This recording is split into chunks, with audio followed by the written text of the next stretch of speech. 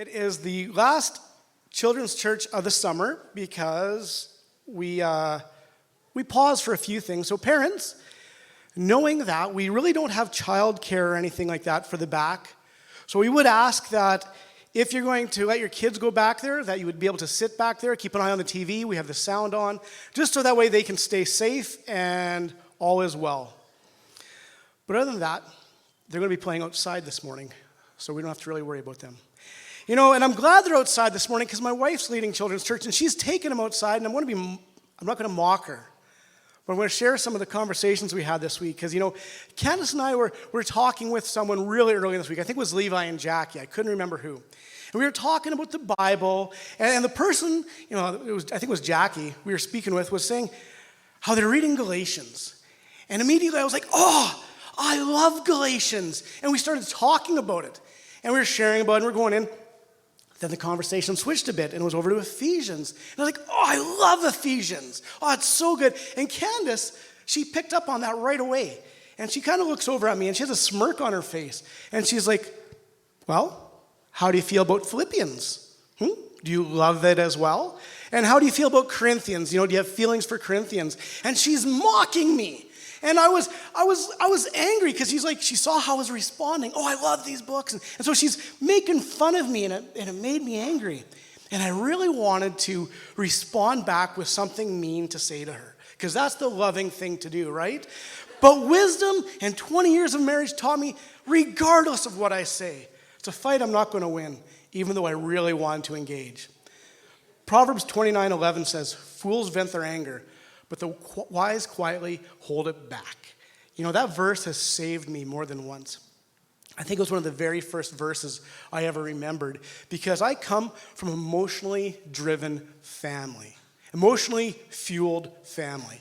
And, you know, we tend to react and overreact to absolutely everything. That's who we are. Sorry, Mom. People know us. It's the truth. And, you know, it's just what life was like. And that's what Candace was really picking on me that day. I've changed. I want to let you know I've changed. If you think I overreact now, you should have saw me before.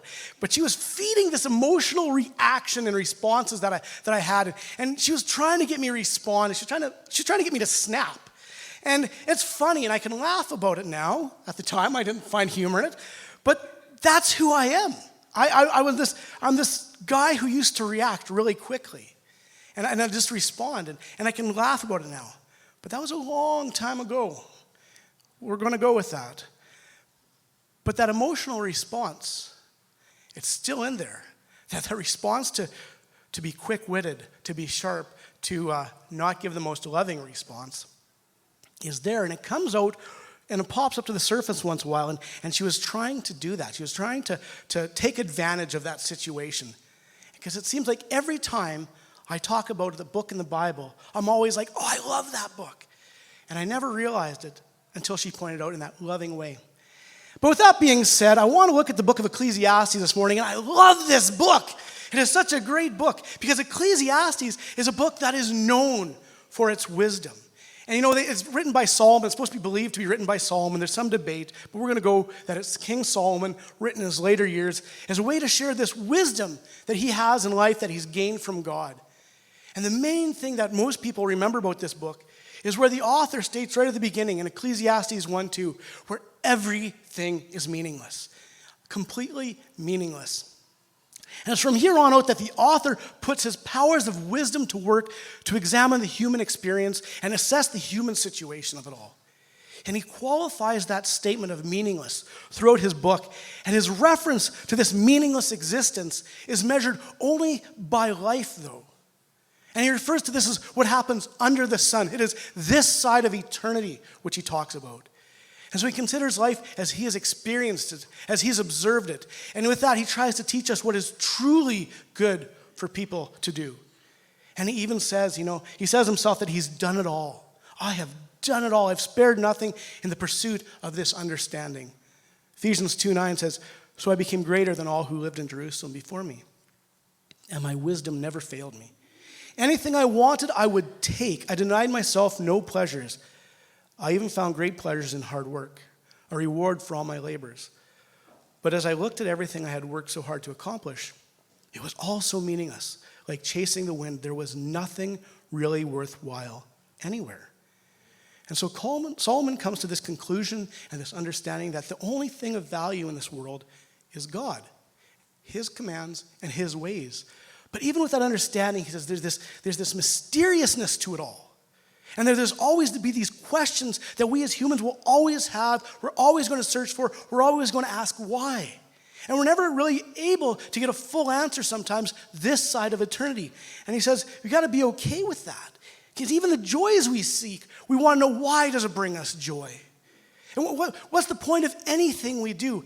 And Solomon is being very philosophical in this book as well. So that is why he starts off this book with meaningless, meaningless. Everything is meaningless. And he ends by saying in Ecclesiastes 12:1, but don't let the excitement of your youth cause you to forget your Creator.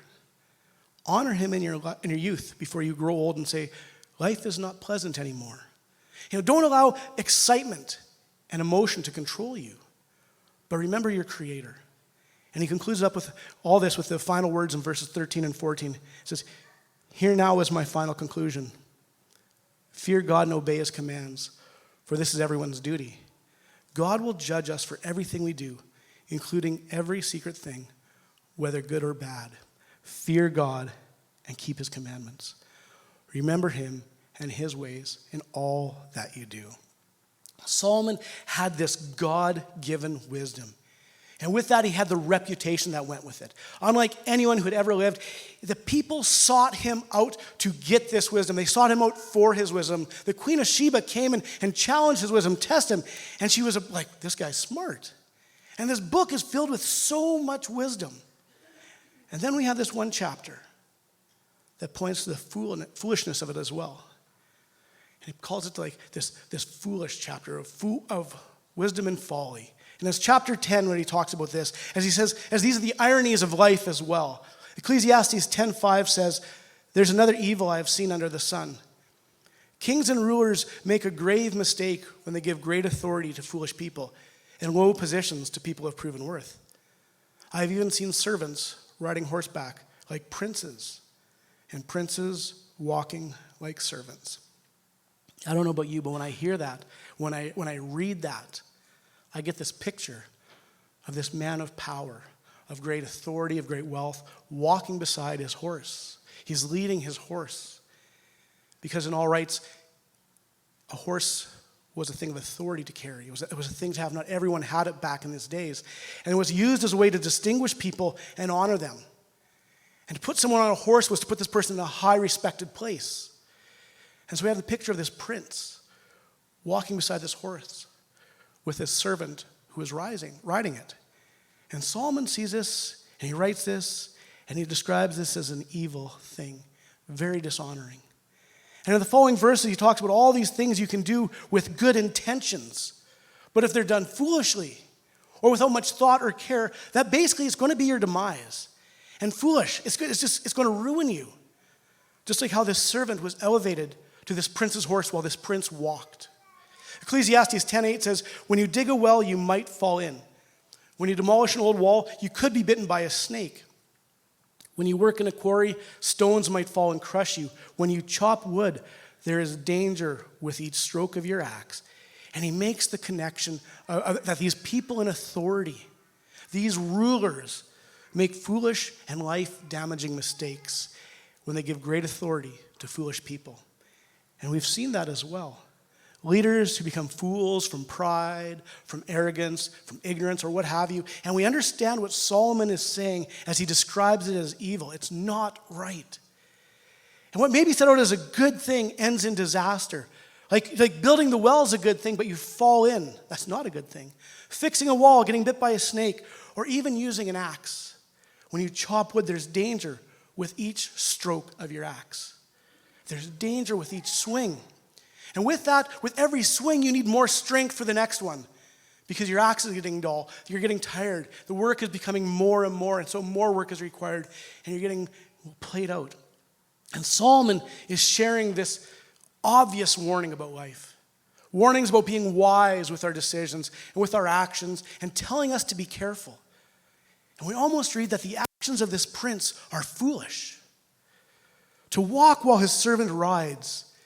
You know, this is emotional response that people would see when they saw that. And Solomon shares that, and he says, this is an evil and it's wrong, which would be an obvious statement as well to the people of this time period. But that is only part of what he's getting at. See, Solomon's drawing us in to look at this scenario, to feel this emotion and get the reality of what he's talking about. He's bringing us insight to the fact that our emotions can make us react and respond foolishly. Verse 10 says, using a dull axe requires great strength. So sharpen the blade. That's the value of wisdom. It helps you succeed. You know, don't get angry or frustrated. The work is hard and you're getting played out and it's getting laborsome. Take time to keep your axe sharp. It makes the job easier. The next verse would say, charm the snake before it bites you. Use your head. Work smarter, not harder. Take the time to stop and think. Sharpen your blade. See, that's the value of wisdom. It helps you succeed. Verse 13 says, fools base their thoughts on foolish assumptions, so their conclusions will be wicked madness. And with that, we assume too much sometimes. And we don't know why a prince may walk and his servant rides. But see, fools base their thoughts on foolish assumptions, and they see that and automatically go, that's not right. And the summary of chapter 10 basically says, calm down, chill out, keep your head clear. Don't allow emotions to rule you.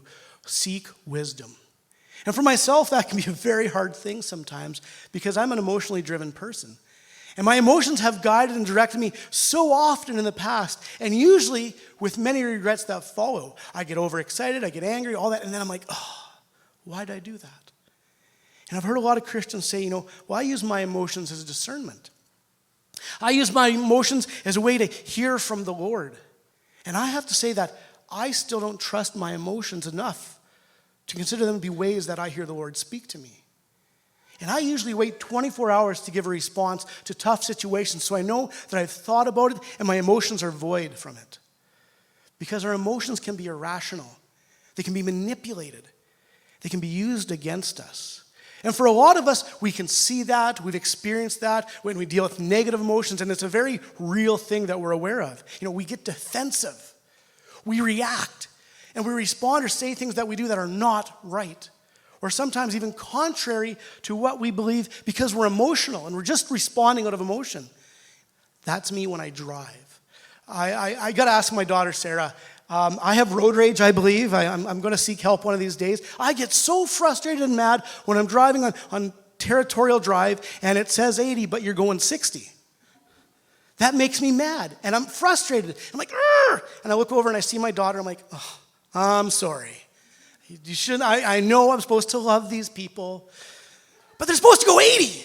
And that's just something I'm just dealing with. But anyways, these emotions are real. And it just doesn't always happen with the negative emotions we go through either. But when we're overjoyed or we're excited, those emotions play into that as well, and we respond just the same. We respond out of this joy, and we're like, oh yeah, it's so good, even if it's not good. We respond with those driven emotions thinking, oh yeah, I'm in the mood, this is going great, we're going to do this, and we never put thought into it. I heard it put this way once. Our emotions will desire or will say, I want to have sex. Whereas logic and the wisdom understands that the real desire is, I just want to be loved. There's a difference. If I had an hour to fill, we'd use that time alone just to look at how Peter responded emotionally again and again and again to Jesus. And how Jesus constantly had to remind him, correct him, and help him. Fools base their thoughts on foolish assumptions. And we get even more foolish when we're confronted or cornered and there's this crowd watching and we're getting emotional. And I'm not saying emotions are bad because they're not. We need them. But we should not use them as a way to allow us to cloud our judgment or think that we're being wise. And so with that, I want to jump over to the book of John for a moment. And let's look at this one situation. This is a place where emotions are running really high, and decision has to be made. A serious decision has to be made. And logic or wisdom is one of those things we sometimes lack when we're pushed into a corner and the emotions are high and people are watching and they're waiting for an answer. And we're trying to figure out the right thing to say. And we're pressed into a situation like the one we're going to look at. It is hard to get clarity. It's hard to have wisdom. So we're going to look at John 8:1 says, Jesus returned to the Mount of Olives. But early the next morning, he was back again at the temple. A crowd soon gathered, and he sat down and taught them. As he was speaking, the teachers of religious law and the Pharisees brought a woman who had been caught in the act of adultery. They put her in front of the crowd. And you know what? We know this story. We've heard this story a lot. And with that, we can be desensitized from the emotions of what's really going on. This whole scene, this whole event is fueled and filled with emotion. From this accused woman to those who accuse her, even the crowd that's waiting for this response, emotions are high.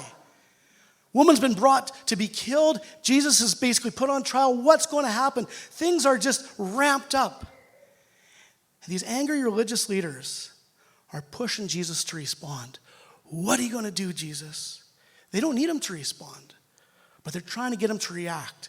Verse 4 says, "Teacher," they said to Jesus, "this woman was caught in the act of adultery. The law of Moses says to stone her. What do you say?" What do you say? Verse 6 says they were trying to trap him into saying something they could use against him. But Jesus stooped down and wrote in the dust with his finger. They kept demanding an answer, so he stood up again and said, "All right, but let the one who has never sinned throw the first stone." Now, I've been backed into a corner a few times. I don't make the right decisions when I'm backed into the corner. And especially when you're forced to make a decision. I don't know what I would have done in this situation. My emotions are up. People are watching. They're testing me on the law or on the Bible. What am I supposed to do? How am I supposed to respond? My response is important because you know what? I could get killed or she could get killed or something. And so you feel the pressure that's on this moment. Jesus has been backed into this corner. He's being forced to give a response. And the law says that this woman is to die, and just so you know, the law was right. And that was the point. And the crowd was watching Jesus and wondering, what is he going to do? You know, Jesus, he preaches love, mercy, grace. He's going around forgiving sins. He's challenged the way those religious rulers were doing things. And so they're using this law and this woman to trap Jesus. If Jesus allows them to kill her, then they can use that against him because he's done other things that would go against, contrary to this. And so it was like, oh, we can get him that way. Or if he challenges the law, maybe we can discredit him that way because if he doesn't agree with the law, then that's definitely blasphemy and we can kill him that way. So this is going to be a win-win situation for these Pharisees, they think. They assume they know the outcome of this situation. But Jesus says, all right, kill her. All right. But let the one who's never sinned throw the first stone. And verse 8 says, then he stooped down again and wrote in the dust. And I have heard many people ask, I wonder what Jesus wrote in that dust. And I'm pretty sure we all have different thoughts and wonderings. And I think he was writing out the words of the very law that he was upholding. The law that would state, if someone sees someone going against the law, that they're to do everything they can to stop that person from breaking the law. And if you don't, but rather you do what these men just did, then they're just as guilty of the one doing the act. And the punishment could be the same. I think Jesus wrote something like that because that actually came from the Torah.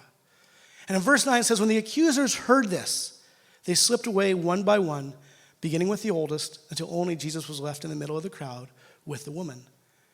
Then Jesus stood up again and said to the woman, where are your accusers? Didn't even one of them condemn you? No, Lord, she said. And Jesus said, neither do I. Go and sin no more. Jesus has this ability to know the truth better than anyone else. And he also sees people unlike anyone else. And where these Pharisees brought this woman to be killed, they saw her as this thing they could use to destroy or discredit Jesus. To them, she was worthless. She was just a pawn. She was just a tool, something to be used to do their work. But not to Jesus. He saw past her sin and he loved her. He looked past the emotions of the moment and saw truth. And with that, he responded out of love for her, not out of panic, not out of worry, but out of wisdom.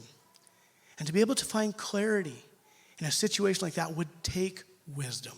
It would take a lot of godly wisdom. And I don't think we would ever doubt that Jesus always walked with godly wisdom. But how would have you reacted in that situation? What would you have done? Would you sit quietly and wait and watch?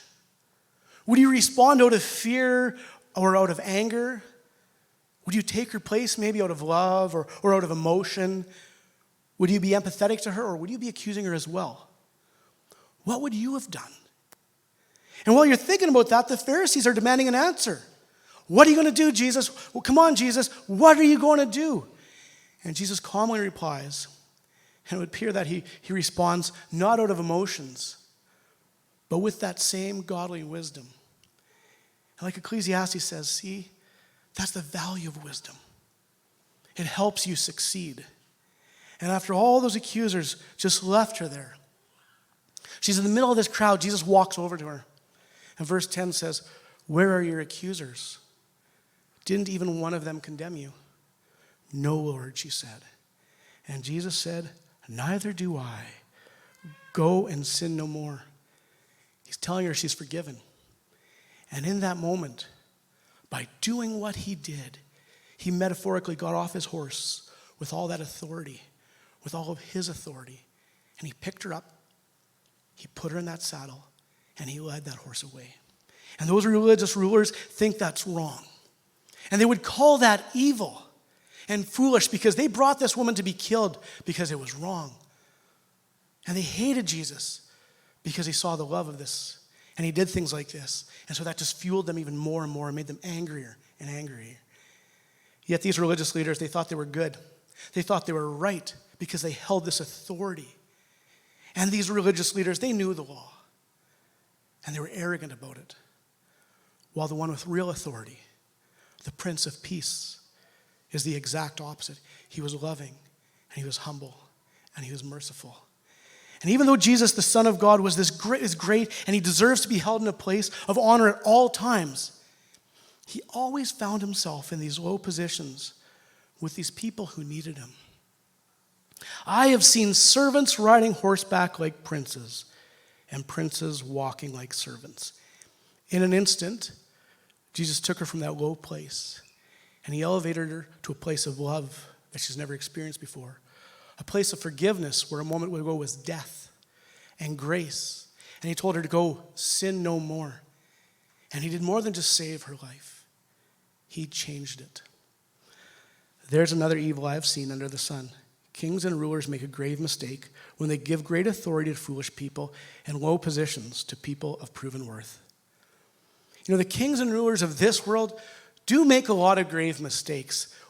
Everybody in leadership makes grave mistakes. And if you want to argue politics, we could argue politics. We get that. And where we see people with great authority are sometimes very foolish. And with that, the people of low positions, well, they're sometimes the people who should be doing the job. And we see that as unjust in our eyes. And we say, why? And you know what? We see that as evil as well when these leaders who are supposed to lead us properly are not. And those who should be can't. And it's like, we call that evil and we call that unjust. And we understand that to be wrong. And we have seen the political landscape bounce all over this. And we all have our own opinions as well. But that is not how the Lord sees things. See, Jesus, he is that prince that walks beside the horse. And he's taken each of us and he's placed us on that horse, on his horse, in his rightful place. And he's decided to not just walk beside us, but to lead our horse as we ride in his spot. And we do that the moment we accept what he's done for us, the moment we accept his saving grace, the moment we call him Lord and Savior. And when we do that, he looks at us just as he looks at a woman caught in adultery, and he loves us, and he forgives us. And he says, go and sin no more. And he elevates us to that place where we are his, sitting with him as a brother, as an heir to the kingdom of God. And we're given an authority even greater than any earthly title we could have. We are called sons and daughters of the Most High. Matthew 28:18 says, Jesus came and told his disciples, I have been given all authority in heaven and on earth. Therefore, go and make disciples of all nations, baptizing them in the name of the Father, the Son, and the Holy Spirit. Teach these new disciples to obey all the commands I've given you, and be sure of this, I am with you always, even to the end of the age. Luke 10:19 says, look, I've given you authority over all the power of the enemy, and you can walk among snakes and scorpions and crush them. Nothing will injure you. But don't rejoice because evil spirits obey you. Rejoice because your names are registered in heaven. Romans 8:15 says, so you've not received a spirit that makes you fearful slaves. Instead, you received God's Spirit when he adopted you as his own children. Now we call him Abba Father, for his Spirit joins with our spirit to affirm that we are God's children. And since we are his children, we are his heirs. In fact, together with Christ, we are heirs of God's glory. But if we're to share his glory, we must also share his suffering. We've been called heirs to the Most High. We are sons and daughters of God. And we have been given authority and power beyond our understanding, along with the love, grace, mercy, and forgiveness of our Lord as well. And this Son of God, this King of kings and Lord of lords, came to serve and save us. He came from the place of the highest authority to die in a place of the lowest stature. This could be considered the most foolish thing God would do, that this king would come to be this atonement for us and to be a servant to us. But that's what Jesus did. He came to serve. And we see that the most right before he went to the cross, where he washed his disciples' feet. He took the time to serve in the most humblest way he could at that moment. And as he was doing that, as he was serving those people, he was handing the keys of the kingdom over to them, to those that are going to replace him here on earth in all of his authority and in his name. And Jesus continues to do that still today. There's another evil I have seen under the sun. Kings and rulers make a grave mistake when they give great authority to foolish people and low positions to people of proven worth. Has Jesus made a grave mistake by giving you great authority? He has, if you use it to seek out your own good, to seek out your own glory, I guess, instead of him or his kingdom, and that would be foolish. You might be a Pharisee. But if we allow our emotions to lead us or guide us, I want to tell you that our emotions will define us, and you'll be known by your emotions. But if you allow Jesus to lead you, if you allow him to guide you, even through all the goods and the bads, then he will definitely define you. And in a time when definitions are so important, how are you willing to be defined? Are you willing to be defined as foolish, as wise, as an emotional overreactor, or as a Christian like we are? That is up to you, though. How are you going to respond when it's on you?